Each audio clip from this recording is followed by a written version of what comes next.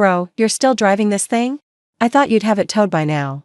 My cousin Derek's voice cut through the summer air like a knife as I pulled into my grandmother's driveway, and I watched his face twist into that familiar smirk I'd known since childhood.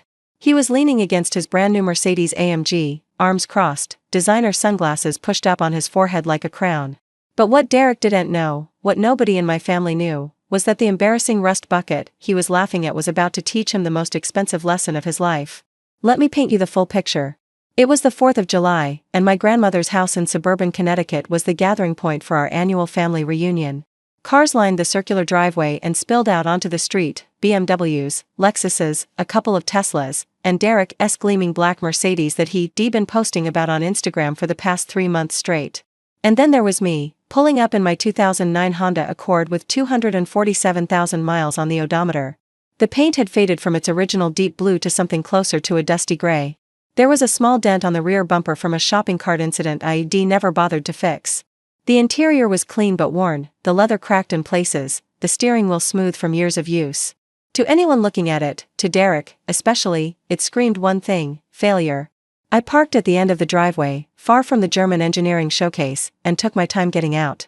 I knew what was coming. It happened every year. Seriously, Marcus, this is getting sad. Derek pushed off his Mercedes and walked toward me, his designer sneakers crunching on the gravel. What is that, like 15 years old now? You know they make new cars, right? Like, they didn't stop production. He laughed at his own joke, loud enough for our Uncle Robert and cousin Tamara to hear from the porch. They exchanged glances but said nothing. They never did. 17 years, actually, I said, closing my door with the same careful motion I'd used for over a decade. Runs great. Runs great. Derek repeated my words mockingly, shaking his head. Man, I couldn't imagine. I literally couldn't imagine showing up anywhere in something like that. Don't you get embarrassed? Like, what do girls think when they see you pull up in this? I just smiled and grabbed the bowl of potato salad I'd brought from the passenger seat. Happy 4th of July to you too, Derek. The thing about Derek is that he's not a bad person. Not really. He's just been conditioned, like so many people, to measure success in very specific ways. Square footage. Brand names. Horsepower. Instagram likes. He climbed the corporate ladder at a pharmaceutical company, and he made sure everyone knew it. Every family gathering was an opportunity to casually mention his salary, his bonus structure, his company car, his condo in Stamford with the rooftop pool. And every family gathering, without fail, he'd find a way to comment on my car. I'm just saying, Marcus, he continued, following me toward the house, you've got that tech job, right? Software something? Those guys make decent money. There's no reason you should still be driving something that belongs in a junkyard. It's like you're not even trying. Maybe I like it, I said. Nobody likes driving a 17-year-old Honda. Come on. I stopped at the bottom of the porch steps and turned to face him. Behind me, I could hear the sounds of family inside, kids running, my aunt's laughter, the sizzle of something on the grill. In front of me, Derek stood with his hands in his pockets, genuinely convinced he was offering me helpful life advice. Derek, I said calmly, has it ever occurred to you that maybe I have different priorities? He laughed again. Priorities? What priorities? Living like you're broke? I didn't answer. I just walked inside, set my potato salad on the kitchen counter, and hugged my grandmother, who told me I looked thin and immediately started loading a plate for me. For the next 2 hours, the gathering unfolded the way it always did. Kids played in the backyard. The older generation argued about politics in the living room. The grill masters debated charcoal versus propane like it was a matter of national security.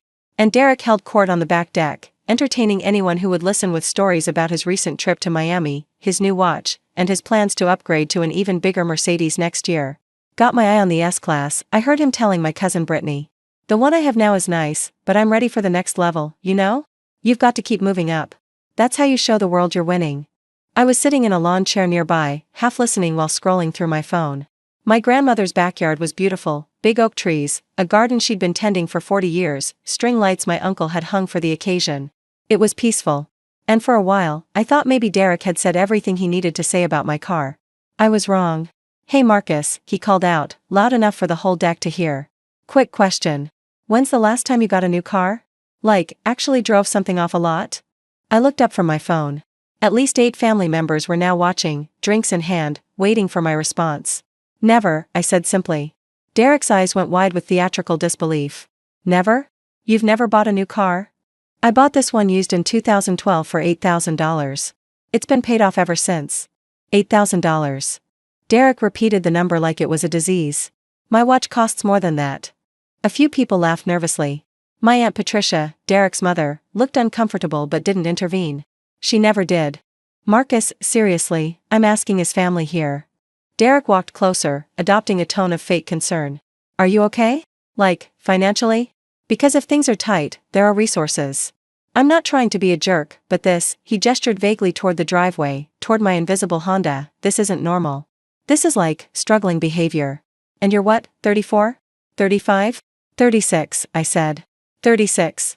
Okay, 36 years old, and you're driving something that should have been scrapped during the Obama administration. That's not a flex, man. That's a cry for help. The deck had gone quiet. Even the kids in the backyard seemed to have paused their game. I could feel everyone's eyes on me, some sympathetic, some curious, some silently agreeing with Derek. And here's the thing. I could have let it go. I could have done what I always did, shrugged, changed the subject, waited for the attention to drift elsewhere. I'd been doing that for years. Letting Derek have his moment, letting him feel superior, because I knew something he didn't. But something about this time was different. Maybe it was the way he'd said, cry for help. Maybe it was the fact that he'd embarrassed me in front of people I loved. Maybe I was just tired. Whatever the reason, I made a decision. Derek, I said, setting my phone face down on my knee, what's your net worth? The question hung in the air like a grenade with the pin pulled. What? Your net worth. All your assets minus all your debts. What's the number? He laughed, but it was defensive now. Why would I tell you that? Because you seem really interested in my financial situation. So I figured we could compare notes. I mean, he looked around at our family members, suddenly less comfortable being the center of attention. That's kind of personal, don't you think? More personal than publicly asking if I'm struggling financially? More personal than calling my life a cry for help? Derek's jaw tightened. Fine. You want to do this? Okay. I make $230,000 a year, plus bonuses. My condo is worth $600,000. My car is worth $90,000. I've got investments. I've got a 401k. I'm doing very, very well, Marcus. Can you say the same? The deck was absolutely silent now. I took a slow breath and picked up my phone. Can I show you something? Sure, he said, crossing his arms. Show me your savings account. I could use a laugh. I opened my portfolio app, the one I checked maybe once a month, the one I'd been quietly building for the past 14 years. Then I stood up, walked over to Derek, and turned the screen toward him. His face changed. It went through stages, like watching time-lapse photography of a flower wilting. First there was the smirk, still lingering from his bravado. Then confusion, his eyebrows drawing together. Then his lips parted slightly as the numbers registered. Then the color drained from his cheeks. That's... He started, then stopped. That can't be right. It's right. But that's... Marcus, that's... 2.4 million, I said calmly. Give or take, depending on the market. Someone on the deck gasped. I think it was Brittany. Derek grabbed my phone, staring at the screen like it was written in a foreign language. His eyes darted across the numbers, the total balance, the account breakdown, the holdings, the growth chart that climbed steadily upward over more than a decade. This is fake, he said, but his voice had no conviction. This has to be fake. You're a software developer. You drive a Honda. You wear, he looked at my outfit, you wear plain t-shirts from Target. Old Navy, actually. They were on sale. This doesn't make sense. I gently took my phone back. It makes perfect sense, Derek. It's just not the kind of sense you've been taught to recognize. My grandmother had come out onto the deck at some point, drawn by the commotion. She was watching with sharp eyes, the way she always did, seeing everything and saying nothing. Let me explain something, I said, addressing not just Derek but everyone who was watching. That Honda in the driveway? I bought it for $8,000 when I was 22 years old. It was already 6 years old then. I've spent maybe $4,000 on maintenance over the past 14 years. That's $12,000 total for reliable transportation for nearly a decade and a half. I pulled up a calculator on my phone. Derek, you said your car is worth $90,000. What are your monthly payments? He hesitated. $1,400. And before this one? What were you driving? A BMW X5. Payments? About the same. Maybe $1,100. And before that? He was silent. I'm going to estimate that over the past 14 years, you've spent somewhere between $200,000 and $300,000 on car payments, insurance premiums for new vehicles, and depreciation losses. Does that sound about right? Derek didn't answer, but the math was doing the talking for him. That money, I continued, the money I didn't spend on cars? It went into index funds. month after month, year after year. While you were upgrading your ride every 3 years, I was buying shares of the total stock market. While you were making payments, I was making investments. I showed him the growth chart again, the beautiful, jagged, ultimately upward line that represented 14 years of patience. The first 100,000 took me almost 6 years, I said. The second 100,000 took 3. The third took less than 2. And now? Now my money makes more money in a good month than I used to make in a year at my first job. That's compound interest. That's time in the market. That's the thing they don't teach you when they reselling you a luxury car with a 5-year loan. Derek was staring at the ground now. The Mercedes key fob was visible in his pocket, suddenly looking less like a status symbol and more like an anchor. But here's what I want you to understand, I said, and my voice softened. I'm not telling you this to embarrass you. I'm telling you because you've spent years embarrassing me, and I think you deserve to know why it never actually bothered me. I sat back down in my lawn chair. When you pulled up in your new Mercedes and I pulled up in my old Honda, you saw failure and success. You saw someone struggling and someone winning. But what you didn't see was that my car is paid off, my condo is paid off, my student loans were paid off 8 years ago, and I could retire tomorrow if I wanted to. Not in luxury, not yet, but comfortably. Completely free. I let that sink in. Your Mercedes is beautiful, Derek. It really is. But it's also a depreciating asset attached to a monthly payment, attached to an insurance premium, attached to a lifestyle that requires you to keep working whether you want to or not. You're not driving that car is driving you. For the first time in my life, Derek had absolutely nothing to say. My Uncle Robert cleared his throat. Marcus, I had no idea. You never said anything. What was there to say? Hey everyone, I have money? That's not really my style. But all these years, letting Derek. Brittany trailed off, glancing at her cousin. Letting Derek be Derek? I shrugged. His opinions about my car didn't change my portfolio balance. And honestly, every time he made a comment, it just reminded me why I made the choices I made. My grandmother finally spoke. Marcus always was the quiet one, she said, and there was pride in her voice. Even as a boy. While the other kids were showing off their toys, he was saving his allowance. I used to wonder if it would pay off. She looked at me with those knowing eyes. I guess it did. The rest of the evening was different. Not awkward exactly, but shifted. Derek stayed quiet, nursing the same beer for 2 hours. A few family members pulled me aside to ask questions, real questions, about index funds and compound interest and how to get started. My Aunt Patricia apologized for Derek, which she'd never done before. And when it was time to leave, Derek caught me in the driveway. Hey, he said. His voice was stripped of its usual bravado. Can I ask you something? Sure. If you have all that money, why do you still drive this car? Like, genuinely. You could buy any car you want. I ran my hand along the faded hood of my Honda, feeling the familiar contours. A few reasons, I said. First, it still runs perfectly. Gets me everywhere I need to go. Second, every month I don't have a car payment is another month of investment contributions. Third, and this is the real reason, this car reminds me of who I am. Derek frowned. What do you mean? I mean that 15 years ago, I made a decision about what kind of life I wanted to build. Not a life that looks impressive to other people, but a life that actually is impressive when you look under the hood. This car is a symbol of that decision. Every time I drive it, I remember that I chose freedom over appearances. I chose patience over instant gratification. I chose my future self over my present ego. I opened the driver's door. And honestly? I love this car. It's been with me through everything.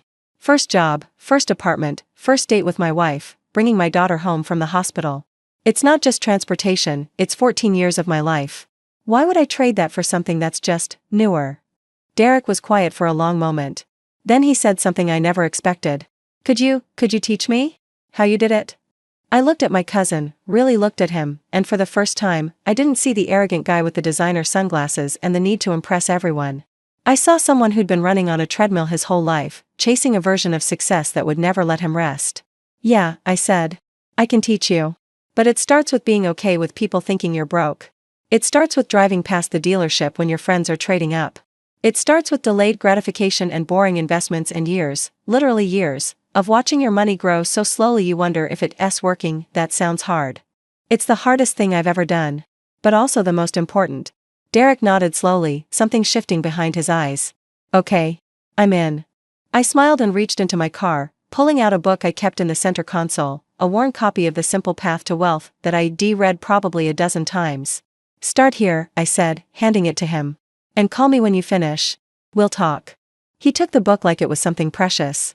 As I drove away, I watched Derek in my rearview mirror. He was standing in the driveway, illuminated by the string lights, holding that book and staring at his Mercedes with an expression I'd never seen on his face before. It looked like doubt. It looked like the beginning of something. The funny thing about wealth is that the real stuff, the life-changing stuff, is almost always invisible. It doesn't announce itself. It doesn't need validation. It just sits there, quietly growing, waiting for the moment when it matters. My cousin spent years taunting my old car because he thought he understood what success looked like. He thought success was shiny and new and expensive. He thought success was something you showed off. But real success? Real wealth? It's not the car in your driveway. It's the freedom to not care what anyone thinks about the car in your driveway. That 17-year-old Honda taught me more about money, discipline, and patience than any business school could. It taught me that every dollar has a choice. You can spend it trying to impress people, or you can invest it in your future. I chose my future. And now, 14 years later, my future is sitting in a portfolio that grows whether I'm working or sleeping, whether the economy is up or down, whether my cousin approves of my car or not. That's not poverty. That's not failure. That's not a cry for help. That's freedom. So the next time someone judges you for your old car, your modest apartment, your lack of designer labels, smile and keep going. You don't owe anyone an explanation. You don't need their approval. Just keep investing. Keep building. Keep choosing your future over other people's opinions. Because one day, when their bank accounts are empty and their leased cars are repossessed and their credit card bills come due, your quiet discipline will speak louder than any status symbol ever could. And trust me, that moment? It's worth the wait.